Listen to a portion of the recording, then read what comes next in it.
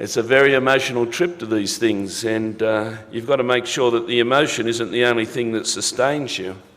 What also sustains you is the determination and courage that you get off all of the wonderful people that are in this room and all of the wonderful people that aren't in this room that you represent and whose futures you hold in your hands and minds and hearts, and your determination to make it a better world for them. All I can say for my part, that I'm willing to go the distance with you over the next 4 years or as long as it takes in any role that will be presented to me. I didn't stand for the presidency of the ITF to have the maritime section take the place over, just the opposite. I subscribe to the view that a strong ITF is a strong cross-sectional and cross-regional global union federation with the capacity to take our militant and progressive agenda into every area of our industrial responsibilities and beyond, and to reach out to other global union federations, into the IMF, that we translate their manufactured goods to the outlets, into the mines and ICAM, even into the PSI and the public services, and to reach out together with ITUC and the progressive leadership and formulate a new vision, because it is a time for new vision, not old vision. And if we continue to hang our hats on an old vision, a vision of division, on segregation and sectarianism, of polarisation and bureaucracy and hierarchy, then ultimately we fail all of those human beings and the generations that will come after them, that will have to make their way as working men and women. And that's too much responsibility to lapse, and I know I don't, and anybody in this room doesn't want to see our turn at the wheel on our watch, have the trade union movement do anything but grow and prosper and feed into those lives and that humanity that rely almost absolutely on us. In thanking you for your trust, for my small part of the responsibility to take that great vision forward, I have to mention Randall, and I've done it on many occasions. I met him as a very young activist in South Africa. My union had embargoes on oil and helped, together with Tassie Bull and Harold Lewis, to what Nelson Mandela said to me and Pat Garrity in Sydney after he was liberated was the most effective economic embargo, and helped greatly prosecute the case for liberation and freedom in that country. So this is a wonderful thing to meet too. I'm a bit older than Randall. I often say, he still says, with all excuses, no, I won't say it, some jokes are left aside, I suppose, in an international area. He used to say, you used to look like a Greek god, now you look like a goddamn Greek, he says, you do, with the apologies to the Greeks. We had a militant agenda that we took forward to rebuild South Africa. See, this extraordinary thing about debate, that somehow, we are divided by our own internal opportunism. And much of what's gone on in the last 2 weeks was characterised by as a sort of an underground of almost semi-allegations and perceptions, when what we need to do is to be able to develop a transparency and an openness in our dialogue and an honesty. If you can't be honest with people about what you stand for and who you are and what you believe, then ultimately we're failing in the test of leadership.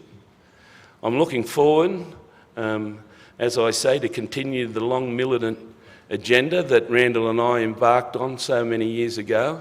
Randall's taking a different path in the rebuilding of South Africa in the third way that continues to be an inspiration to us about a better world and better governance and more pervasive communities, and that there is an equal and honest role for trade unions as real stakeholders in how that country determines its future and redistributes its wealth. And while I'm sad to have him leave our family, we know that his work there will continue to grow and inspire and help us thrive in our work because of the importance of that great country, not only to the South African people, but to Africa in the re-engagement of the African economy in the world economy. These are giant challenges for us. And please take with you, Randall, our love and best wishes and determination to always stand beside you and the South African people and the African people to gain true liberation, economic liberation and democratic liberation. Sharon Burrow had a tremendous effect on me, and I say to all the women here that we need to embark now with our brothers on a reconstitution of what we are doing. The ITUC took it on. It is a difficult discussion. It's a constitutional discussion. We need to ensure succession and not have the same issues that have confronted us in the last 2 weeks. There's nothing wrong with democracy, but democracy should translate into stronger consensus and more collaborative approaches, not into division and debate.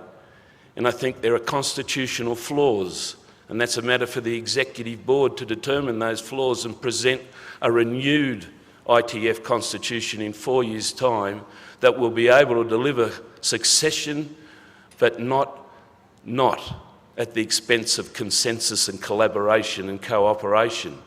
And we can't do that unless we empower women and give them their rightful place. We can't purport to be Democrats or progressive when half the people in the world aren't properly represented in what we call a transparent and democratic organisation.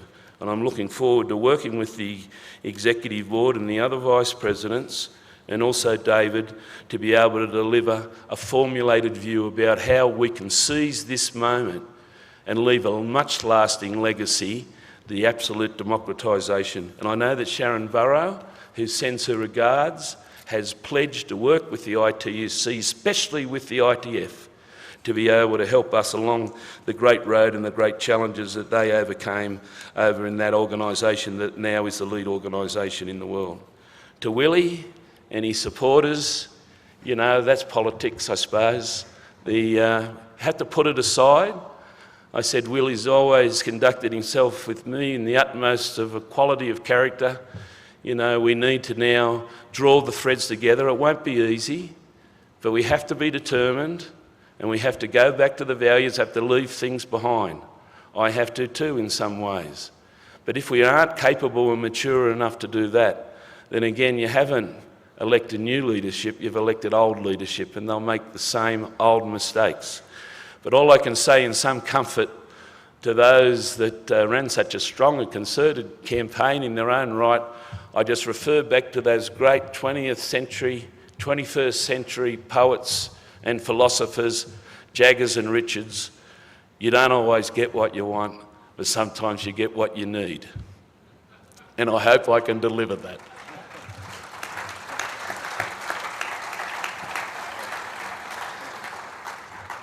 I am determined to bring the sections in a more collaborative and integrated way. I promise that. It is nonsense to say I'm here on a dock workers or a maritime. I've known and clearly been committed to a process of working class governance, to understand what conflicts are and to understand my responsibilities. My responsibilities are to every affiliated union, every section and every region of this mighty ITF. And my vision as the President and all of my work will be directed in that way. If I'm in the dock workers section, as we are all in our sections, I will not be the ITF President, I'll be a dock worker. One of the big challenges of leadership is not to have the personification of demagoguery, of have personalities that dominate. I hope that my 4 years will be about building the strength of the Vice Presidents and the Executive Board into more responsibilities and reaching out. I don't subscribe to the view that the President is just someone who sits out the front and rubber stamps meetings.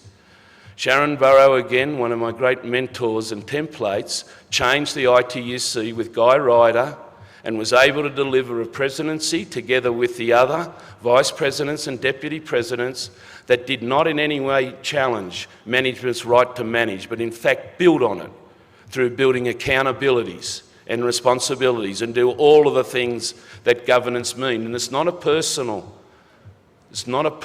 challenge. It's a challenge for all of the Executive Board. And the sooner we're able to determine my other Vice Presidents that we can then start talking about how we can start dishing out the work, because there's going to be plenty of it. This is going to be a period of great activity on behalf of our members in the international working class. So the sooner we can determine those things, the sooner we can get on the work in assisting David and Stuart and all the wonderful staff and officers of the ITF. Finally, and I hope, I have to say this, I did not bring my rank and file for any political reasons. I'm a long way from Europe, where most of the work gets done. I think much of the discussion and the debate wasn't necessarily about personalities. We have to be very careful about regional balance in the leadership of this.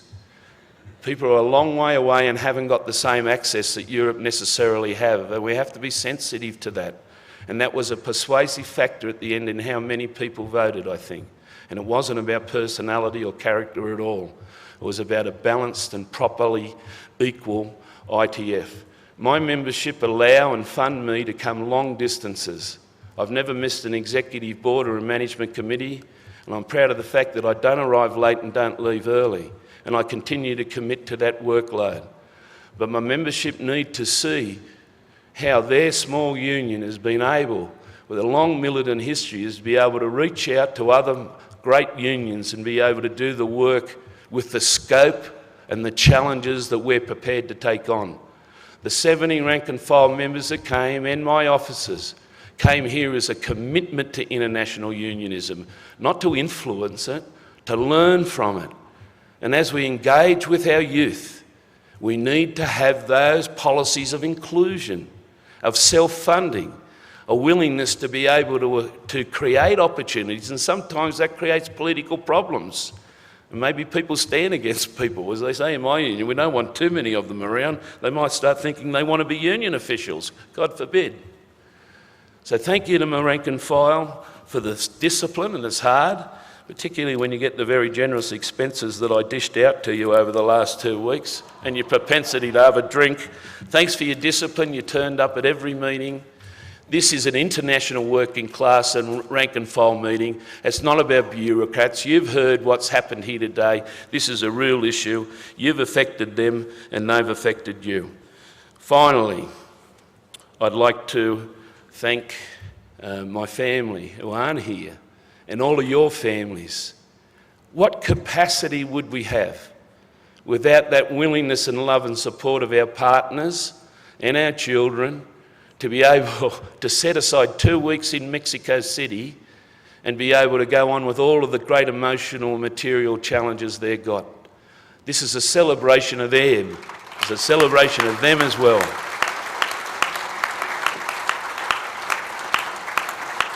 I'm proud to have been elected the president here in Mexico City. The great challenges, the great labour histories, the great progressive history of Latin America. I've been a friend of Cuba the whole of my life, my conscious political life. Latin America, South America. This is a wonderful way that perhaps Tassie Bull, I reckon the great mentors that I've had in my life, Tassie Bull, who was deputy chair and a great internationalist in his own right, that many of you would know was a great colleague of Harold Lewis. David knew him very, very well. Jim Hunter, who was here before. He was another great friend of Latin and South America. There are great challenges, but there is great force, great heart, great intelligence, and great courage. And when we see the contradictions and the brutality that have been visited upon not only Mexican working men and women, but all the way through Central America and South America, it makes me even prouder and more determined to take up all of the challenges and all of the policies that we've voted on this week and translate them into real action and real outcomes. That's what we do, that's what we love, that's what we're here for, and that's what we are. Thank you very much.